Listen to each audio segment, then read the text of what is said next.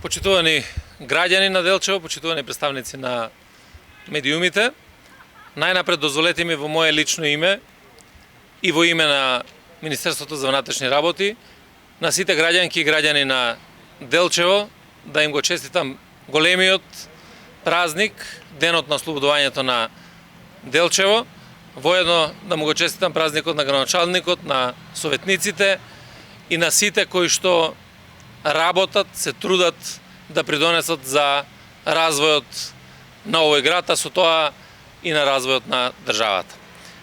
Чест ми е што и во рамките на прославата денеска можеме да го промовираме 76-тиот реконструиран, обновен објект на Оделението за внатрешни работи во Делчево, објект кој што е изграден некаде 80-те години и на минатиот век и објект кој што до ден денеска не бил реконструиран. Создадовме добри услови за работа на полициските службеници и создаваме добри услови за остварувањето на правата на граѓаните.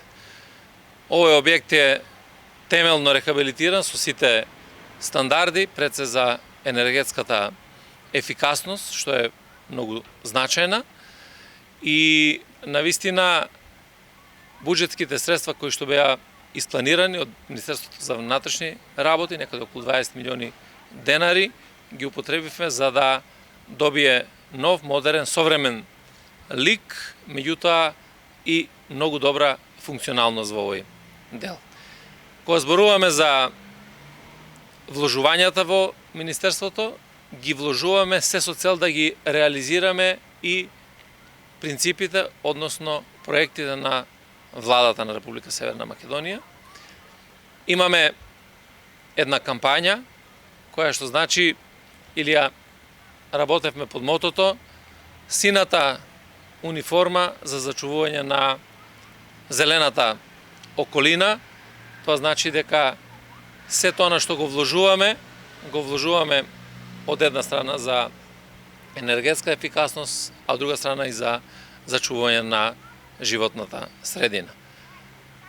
Сакам да напоменам дека денеска заврши монтажата на соларни панели на 15 објекти во државата од средства од Министерството за внатрешни работи, со кои што ги користиме обновливите извори на енергија и при тоа правиме заштеда на енергијата. Сакам да напоменам дека со овие вложувања, ако ги споредиме 2017 и 2020 година, имаме намалување за 45 милиони денари за сметките за електрична енергија. Тоа е нешто што треба да го правиме и понатаму, да се прилагодуваме на новите трендови и на новите времиња. Секој еден денар што може да биде заштеден, пренаменет во други цели, подобрување на материјално-техничките услови, тоа да го направиме заеднички. Затоа апелирам и до колегите полициски службеници, пред се до раководството на Оделението за внатрешни работи во Делчево, да работиме во насока на остварувањето на овие наши заеднички цели. Имавме работен состанок и во Регионалниот центар за гранични работи Исток и овде во Оделението за внатрешни работи во Делчево. Според податоците, според извештаите кои што ги дадоа началниците, имаме мирна, стабилна состојба, без никакви индикации за нарушување на безбедноста. За одбележување е дека имаме намалување на кривичните дела, зголемување на превентивните активности и сериозно зголемување на откривачката дејност, или во просек заедно за Регионалниот центар и за Оделението за внатрешни работи во Делчево, таа се движи некаде околу 83% на ефикасност на македонската полиција.